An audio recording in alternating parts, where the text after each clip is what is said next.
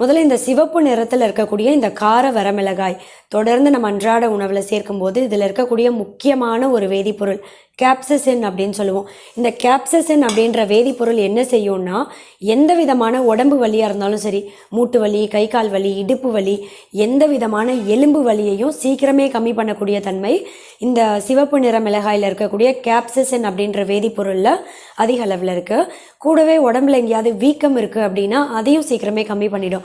ஏன்னா anti inflammatory குணங்களும் இதில் அதிக அளவில் இருக்குது. இந்த கேப்சசின் அப்படின்ற வேதிப்பொருள் சொல்கிறேன் இல்லையா, அதுதான் இந்த சிவப்பு நிற மிளகாயோட ரொம்ப விசேஷ குணம்னு சொல்லலாம். இந்த கேப்சசின் அப்படின்றது ரத்த அழுத்தத்தை எப்போவுமே கட்டுப்பாட்டில் வைக்கும். அதாவது உயர் ரத்த அழுத்தம் ஏற்படாமல் தடுக்கும்.